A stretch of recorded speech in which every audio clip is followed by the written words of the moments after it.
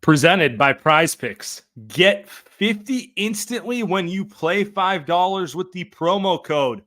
Welcome to Light Years, a late off season, but sneakily we're like 2 weeks away from camp starting. Light Years, Andy, how you doing? I'm actually getting pretty pumped up. I saw a picture of Jonathan Kuminga with blonde hair. It got me going. It got me going, dude. I'm ready to go. I'm actually ready for the season to start. I know that it's been like a rough couple years for the Warriors, but yeah, dude, this is as good as it gets. As basketball fans, I mean, we're getting to the point where it's about to be real stuff, man. They're about to be Hawaii. I can't wait to hear who's in the best shape of their lives. I'm pretty sure that we're going to talk about that today, Samuel. Lock in. We're ready to go. Oh, for sure. Yeah, no, I'm getting excited too. New season. Just gotta take kind of like let's see what happens. You know, it is what it is. We saw the offseason played out. Let's have some fun with this. Let's get going. Yep. But before we get to that, I know you're about to go to topics. Before we do that, though, bluewirepods.com/survey. Look, guys, if you want to get an extra $500, pretty easy, man. bluewirepods.com/survey. Complete the Blue Wire audience survey about you and your podcast listening habits for a chance to win a $500 gift card. That's it. bluewirepods.com/survey. Link is in the show notes of this episode. All right. Nice. Yeah, so we're reaching that point where, best shape of your life. And, we got one of them. We got one from our guy. I think behind Steph Curry, the guy with the highest approvals among the Light Years goons, Looney letting the world know I've been doing a lot of work going into this season a little different, expand my game and try to grow a little bit. I'm going to shoot the ball more. It's something that I've been practicing for years, but now's the time for me to shoot threes, shoot more mid-range. Steve wanted me to improve in that area. So, I mean, I've been shooting a lot of shots and feeling good about my game. So I'm going to be a lot of surprises next year. Splash Bro Looney? You in? Dude, I'm all the way in. Look, I don't want to I know people are going to look at this and they're going to think it's jokes, right? It's kind of like, this, because he's not really ever shot threes outside of maybe the first year of his, maybe honestly, probably college. But doesn't this feel for Kevon Looney? Doesn't this feel a little like he's at a crossroads in his career? I think, in my opinion, I think he's hit a point where it's like, hey man, how much longer is he going to have in the NBA? He picked up his option. He's playing with the Warriors. I think there's a chance that he might be traded as part of salary filler. I think he knows this might be it for him. And for him to survive in the NBA, he's going to have to hit jump shots. He's going to have to want to shoot the ball. I have no idea whether he can do it or not, Sam. I don't know. Like you said, UCLA, was that the last time he shot threes? He's a 5-star recruit. Used to be able to shoot, a bunch of hip injuries and all that stuff. And kind of became just like a rebounder / defender / passer, right? It would be nice. I would love it. I would love it to see if he could just shoot. He could shoot and make some threes. Maybe shoot 1 or 2 a game, right? Would be really cool. I don't know. Because it's I don't know how much run he's going to get next season. So this is, I think, part of him saying. He actually does look like he lost 15 pounds. He looks in a phenomenal shape. If you've seen some of the clips of him, he definitely last year he looked heavy, right? He played heavy, he looked heavy. He was kind of unplayable by the end of the season, which sucked because the year prior, I mean, he had those 2 20 rebound games in the playoffs. He was such a force. So I kind of feel like he did the first thing, which was, hey man, I need to just get in better shape. I'm not, maybe I don't know what the number for him is, but maybe he's like, man, I need to be 240, not 260. Maybe he looks in really good shape. So maybe that's the first thing. The second thing, I kind of agree with you because how many guys are there how many teams need a guy in the NBA who can't finish or can't shoot? Right. What is your role on offense? He's a great screen setter. He's going to defend his ass off, smart defensive player, and he rebounds the fuck out of the ball. These are all things he does. He's smart. He understands his limitations. But at some point, you kind of have to be a scoring threat in some capacity, right? So yeah, I think so. Because because that skill set really works for the Warriors when they have a lot of the supplementary score. To your point, like if they have Klay, who's good, Jordan Poole, and they have these guys that can fit all those things. Kevin Durant, yeah. I mean, Kevin Durant. I mean, look how key he was against James Harden when they had he was a big part of them winning that second back-to-back, that third overall title, and he would have been key for the fourth one if guys had just stayed healthy. So, but now it's different. Now they need him to be. Why do you think Jonas Valanciunas' name keeps popping up for the Warriors? Like, I don't think I really love that for the Warriors because of what they'd have to give up, but he keeps popping up. Because that's a big that the Warriors are missing. Like Jonas Valanciunas is not as good defensively as Looney, but Jonas Valanciunas can score the ball. He has a nice hook shot. He can shoot threes. Like he could score 20 points. You get him no touches. So I'm not saying Looney needs to be Jonas, but he needs to be maybe 50% of Jonas. Right? They can't play with non-threats. I mean, that was a big thing with what's his name? With Draymond last year. Draymond shot the ball better last year than he has in about 7 years. Sorry, I was thinking of a different player at the same time. That's funny. But it's like, and even Draymond still doesn't score enough. But they're more like a traditional team where they can't get away with pure non-shooting specialists because they have 3 guys who are just so over the top, right? They don't need Looney to score 15. They just need Looney to be able to do something, hit an open shot, right? Be a threat when you're on the floor. Otherwise, to your point, if it's more of last year, I mean, he's just going to collect DNPs and be trade filler for all the trades they inevitably are not going to make. But we'll talk about it. Anyway. Jonah. The other one I think about is Brook Lopez. Brook Lopez. Yeah. Yes. He reinvented himself as a three-point shooter. He took 0 threes per game. And then 1 year he came back taking 5 a game. Now, the difference is, of course, Brook was a super skilled scorer. So he extended his range, and Looney's not that. But that would be my dream scenario. If he could just figure out how to be old man Brook Lopez or old man Al Horford, where his only job on offense is to set a screen and then occasionally catch the ball and shoot it, That's kind of it.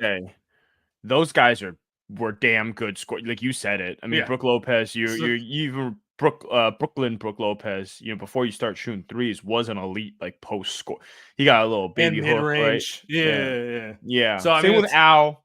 But I mean, how about you bring it up? How about Isaiah Stewart? I had no idea Isaiah Stewart had range before last season.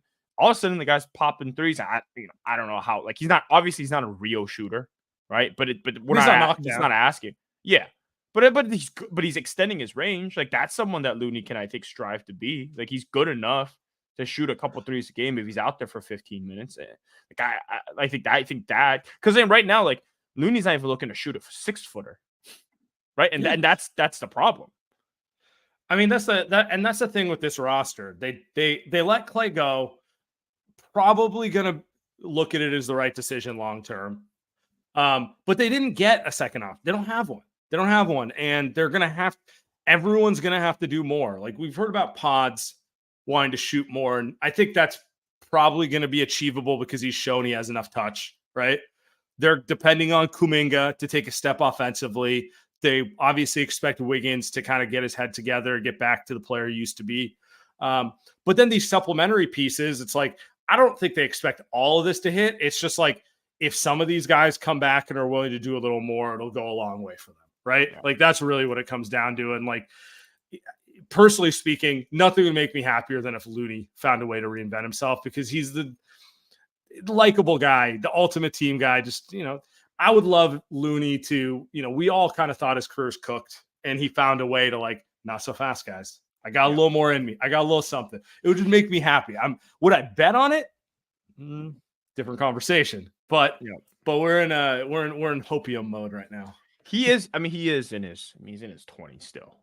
As much as maybe the skill set doesn't allow him. He feels older than he is. Yeah, no, you're right. Maybe there's something left.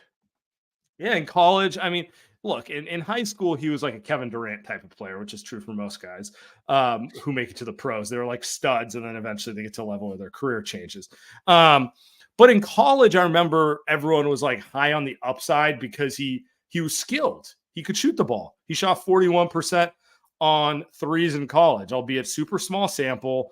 and we're talking about a decade ago. So like, I'm not gonna pretend that means anything anymore. But the point is, it's in there somewhere.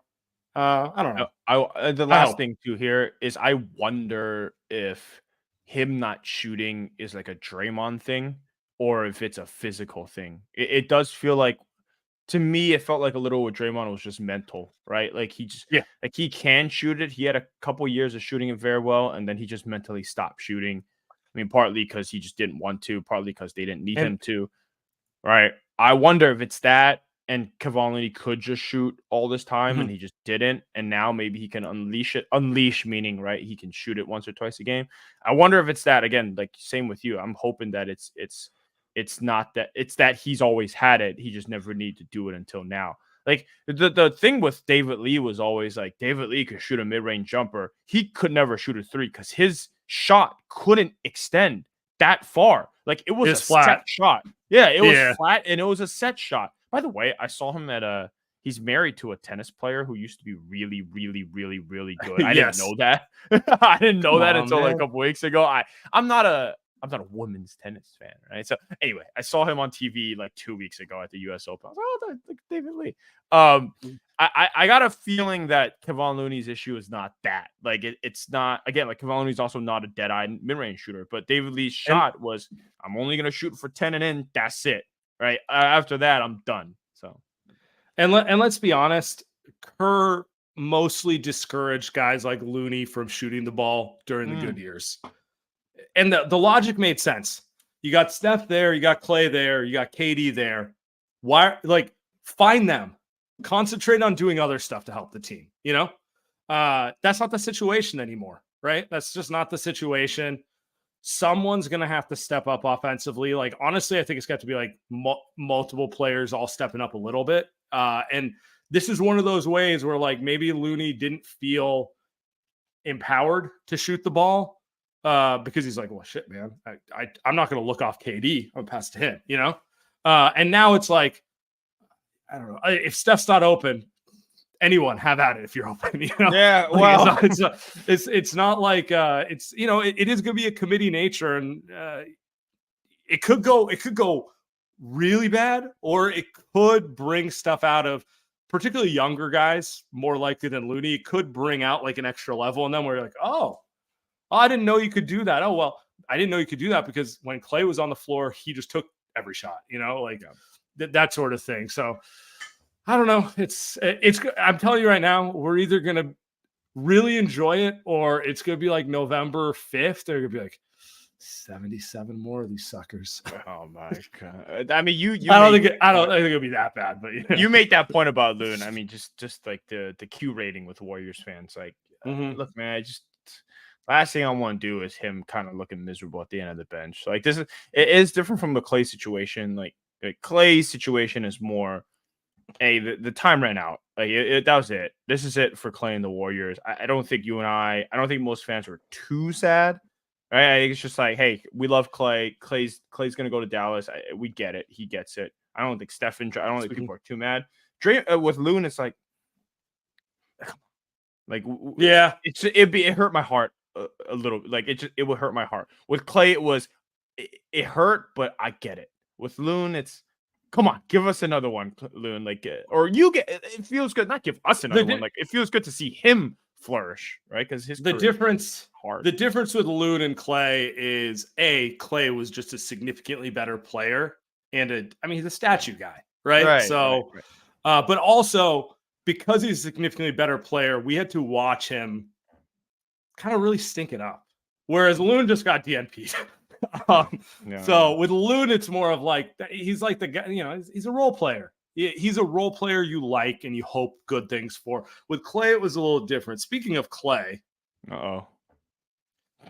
even following Klay, like you saw him at the Liberty game. Steph did the funny reaction. Leave it to Steph to try to like make it not awkward and just kind of like, try to ease the tension there. But I think it is going to be awkward when we see Klay this year a little bit. And Klay's social media is just kind of, you're too old. You're too old to be doing this, is my take. Recommended. Yeah. What is this? Recommended 2011 Dallas Mavericks road to the NBA Finals is what he's watching. Yeah, I have a Klay take. I know, big picture, I'm gonna appreciate him as I always did, have reverence for him. He's an all-timer. The ending was ugly, and I think this year is gonna be kind of obnoxious. He's been kind of obnoxious all off season on social media, acting like he's a victim of this whole thing. When like the reality is like, man, you got injured, you're not the same player, and you're taking it out on the Warriors for like the fact that you can't accept it. So I'm just gonna throw this out there when people listening, I'm gonna be a fucking hater. I'm gonna be a massive fucking hater all year. I'm gonna enjoy hating. I need to get it out of my system. I'm going to enjoy Dallas's failure. I'm going to enjoy them having the 28th ranked defense because they have to play Klay, Luka, and Kyrie together, and those dudes can't guard definitely aren't going to be guarding anyone in October, November. I'm going to enjoy watching him do the same thing he did with the Warriors, but not get the grace from the fan base. He's going to get blamed because that's Luka's town. There's no Splash Brothers there. It's Luka, and the rest of you are disposable. It's like the James Harden, LeBron experience. Yeah. So yeah. I'm not, I know I'm going to look back on my hating in a couple of years and be like, you shouldn't have done that, but I can't help what's going to come out of me. I know it's going to come out of me. It's just reality. That's, first of all, pause. Second of all, it's so funny. Second of all, that's we need Tim to clip that. Look, dude, I actually think we're gonna feel bad for him. I think we're gonna feel bad for him by Christmas. Which is no, they're playing him pretty early, but I think November 12th. Yeah, pretty early. That's right. We did our segment on that a couple of shows ago.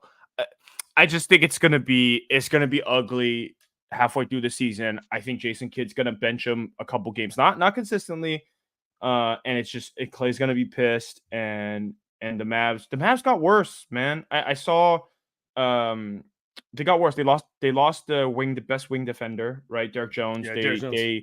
Derek Lively out here. Yeah, so I mean, he's one of those. He's like Melton, right? It's like people love him. Advanced analytics love him, but it's like, how good is he?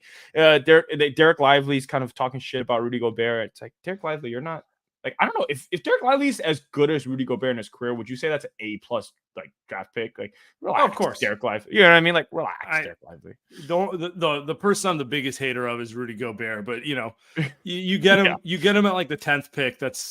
You take that every time. Yeah, right. So it's weird, It's. And I'm with you. Like, me personally, I don't enjoy watching Luka. Don't really enjoy watching. Kyrie's a little more enjoyable. I think they're going to be a mess. I think last season was a big fluke. I think Klay will be part of that mess. I think he'll be pretty miserable halfway through the season, and I think we'll all feel bad. You're going to sit here laughing. I'm going to sit across from you, maybe just kind of enjoying the laughter, but you're just gonna let me throw myself under the bus, and you'd be like, "Hey, I didn't say it.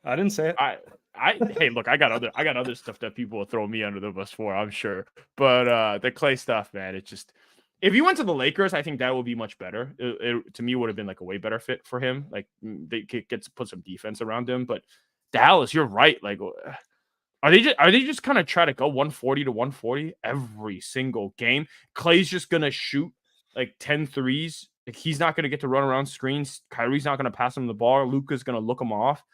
Are Luka and Klay going to be best buds when Kyrie has a bad game? Like, you've seen Luka be a complainer, right? It's not like Luka's an amazing teammate. So I don't know. Good luck. Yeah, I don't know. Godspeed. I can understand why he needed to move on. Yeah, right. It's all the social stuff is just kind of rubbed me the wrong way. So, how old is Klay?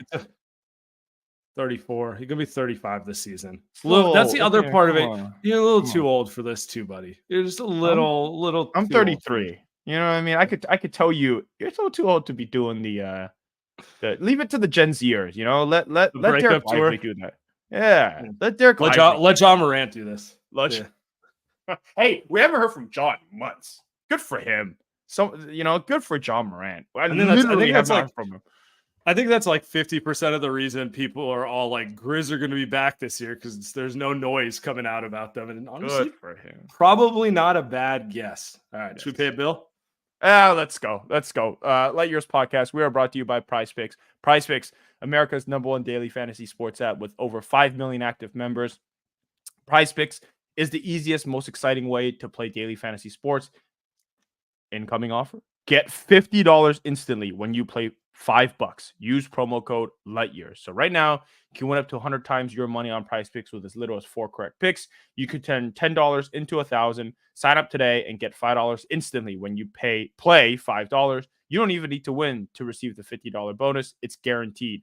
One Caleb Williams passing yard gets you 1 win on Prize Picks every week in September. One Caleb Williams passing yard. I know what did he throw for? Like 90 yards last weekend. But hey, still more than one, right? One Caleb Williams passing yard. You put that in. That's right. Only one. 4 weeks of free W's all September long. Don't miss this deal on Prize Picks because it's gone when September ends.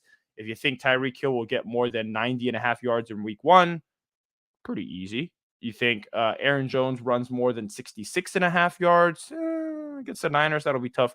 Cook up hot takes with your friends and win real money this football season when you and your crew run your game on Prize Picks. Prize Picks, best way to win real money this football season. Make your picks in less than 30 seconds. Turn your sports opinions into real money all season long on Prize Picks. Football is underway, of course, so you can pick more or less on each and every single game. Prize Picks available in more than 30 states across the country, including California, Texas, and Georgia. So download the Prize Picks app today. Use code LIGHTYEARS for a first deposit match up to $100. That's code LIGHTYEARS on Prize Picks for a deposit match up to $100. Prize Picks, run your game. Oh, thank you to our friends at Prize Picks. Andy, not that I need like gambling, or I guess not even gambling, but like Prize Picks to make it football more fun, but it does make it like even more fun to watch football, right? It just, I don't know. It's an amazing business. Stop betting on Caleb Williams. It's not going to work out for you. Are you not a fan of the Chicago Bears? Was week 1? Yeah, I have a lot of Roman Doomsday stock. I don't know much, but that was a miss. Big miss. He is to Patrick Mahomes as Trae Young is to Steph Curry as my Caleb Williams. He plays football like he's trying to create an Instagram highlight first and then actually play the game second, which is how I would describe Trae. Right. Trae plays basketball like a guy who learned basketball from watching Steph Curry highlights, not actual Steph Curry film. Well, look, if Caleb Williams played I'm in a hater mood today. Well, good. Look, Caleb Williams played like Trey Lance of the Patrick Mahomes ilk on last Sunday. So if he can get to the Trae Young tier, that'd be really nice for Caleb Williams. I don't think it's gonna be bad. I just think he's gonna disappoint relative to the expectations. But what do I know? I hate all quarterbacks. Learning. I am learning. Yeah, right. I am learning. It's hard to be like these especially these rookie quarterbacks. Man, it is hard. I was talking to a friend of the show, Guy Haberman, after the Niners game last week, and he was saying how like that Brock game was one of the best Brock Purdy games he's ever seen, just because like he just doesn't make a mistake. 30 throws and he made one mistake, maybe. And I'm sitting there, I'm like, that's really, because I watched it and I was like, I didn't care too much for the game, but he convinced me, Sam. He convinced me in how good Purdy was. Yeah. That was such a Shanahan game where it was like, you can't stop my plan A. Why would I even bother going deeper into the playbook? You know, I don't want to show other guys some of the stuff I have. I'm just going to run it, run zone out, zone read to the right, zone read to the left, repeat. So I get it. It is get a little boring after a while where you're just like, well, they have no shot at winning, but nothing's really going to happen. But hey, as a that's significantly better than the alternative. I was going to say, as a Niners fan, the Kyle Shanahan floor is pretty high. Like it is like if you get him with a good QB, like Niners can win 10 games. Like, you're gonna win 10 games. Just put those guys together. That's it. Yeah, no, he's good. I actually don't think the Jets are bad either.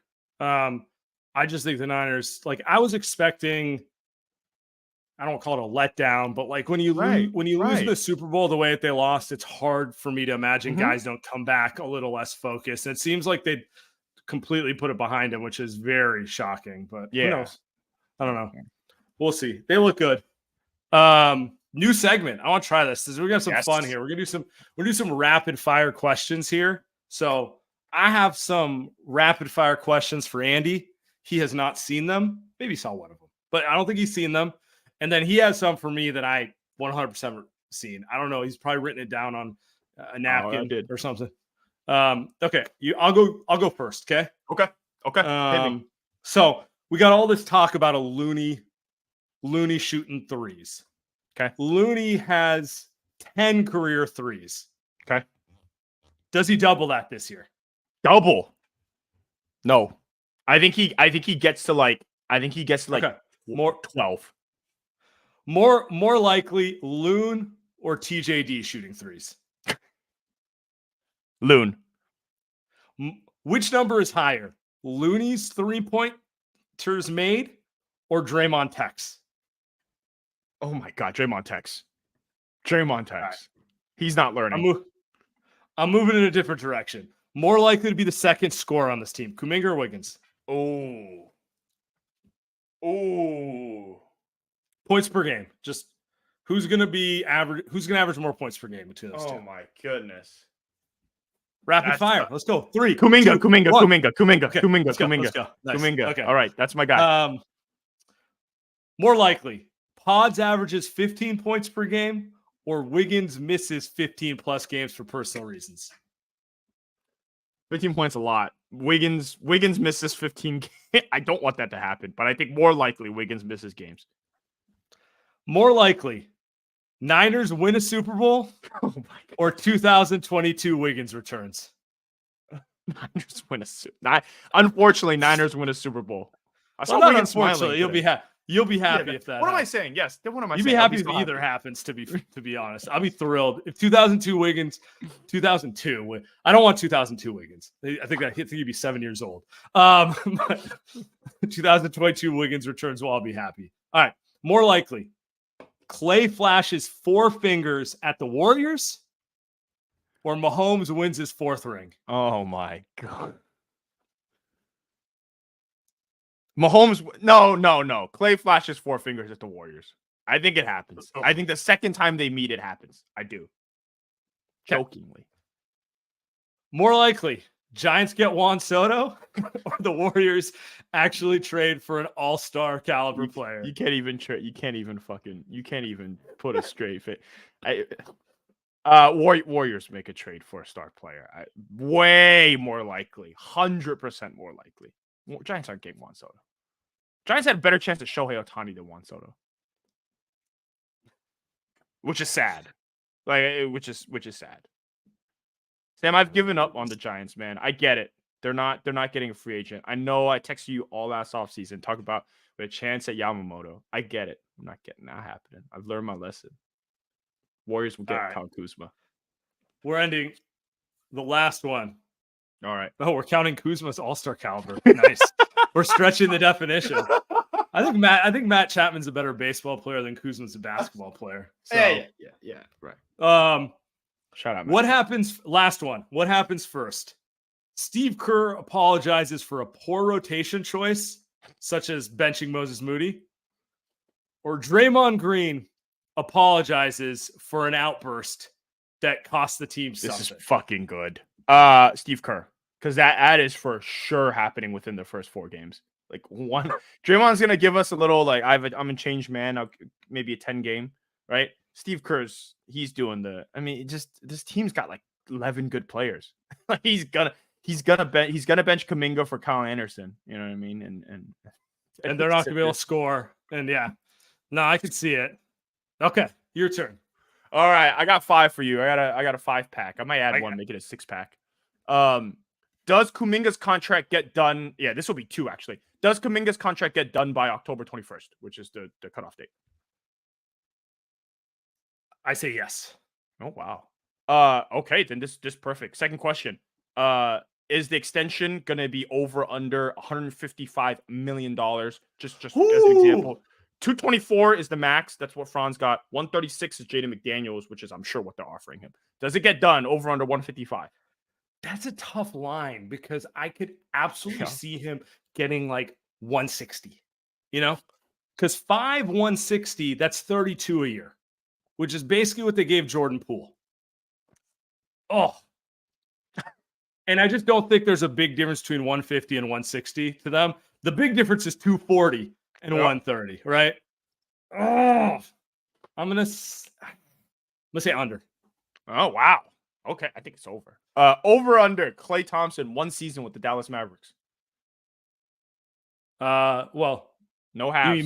You mean more than 1 season? Yeah, more than. Okay, so let's go 1.5. Over under 1.5 seasons with the that's a better line. 1.5 seasons with the Dallas. Wow. Under. He's on the Lakers next season. I think so too.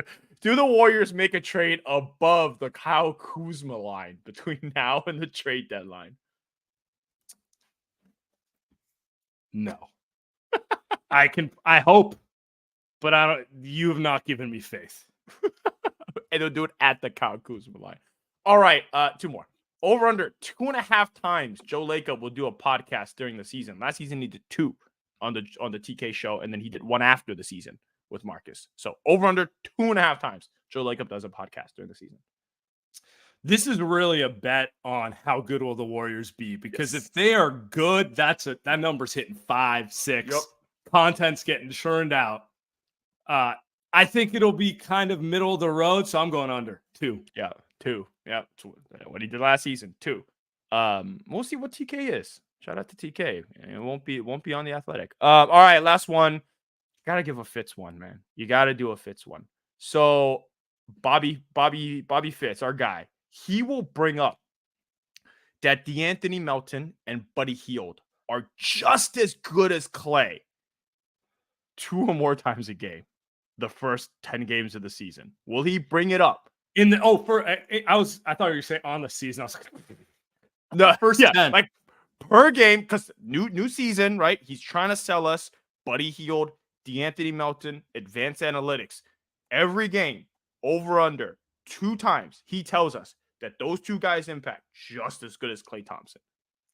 I'm going to tell you right now, Buddy Hield, career 40% 3-point shooter, just like Klay Thompson. I'm going to go with the over on that one. He's going to be selling over. Buddy as just as good a shooter. 100%. 100%. Nice. That's it. Look, he guy's a sales guy. He's one of the best, if not the best. Yeah, and that thing's going way over. I'd even put in Kyle Anderson, dude. Like, what's he gonna say there? It's gonna be a Fitz masterclass the first. So games.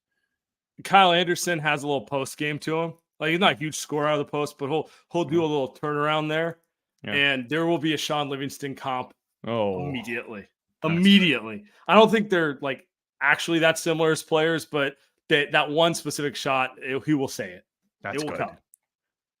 Shout out to Fitz. Shout out Fitzy. Loon shooting 3s, and Kyle Anderson is Sean Livingston, and Buddy Hield's just as good as Klay. We are back. Yeah, we're almost there, boys. We are mid-September. Let's go. We're almost there. Cool, man.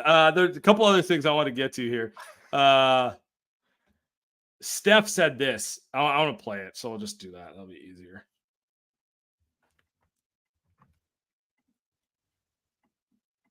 Because of the build up to that moment, my first Olympic experience, 4 threes in a row to close out the gold medal game, and then that last one, which was kind of a ridiculous shot, even by my standards. So all that to say, it's like top 2 for sure. I think the OKC game, even though it wasn't a championship game, it's still kind of one of the Mike Breen double bang. Just a loud shot in our rise as a team. But I'd say the Golden Dagger's up because of. So Steph says the Golden Dagger at the Olympics was his second best shot behind the double bang OKC shot. Do you agree? Disagree? I'm a little surprised. I thought he would go with like a shot against Boston. I thought maybe he'd go with the one against Dellavedova, the first championship. Yeah. So yeah, I'm a little surprised.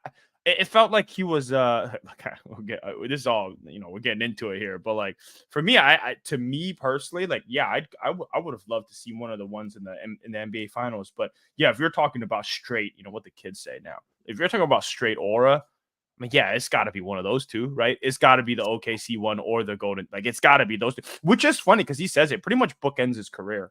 The first one is the first one where everyone felt, yeah. And then the second one is like kind of, this is the tail end. This is everything, right? Like, we don't, that kind of caps off Steph's career, that Golden Dagger. So that's kind of cool. I was kind of smart. I wonder what his top 5 are. Like, I'd love to know 3, 4, 5.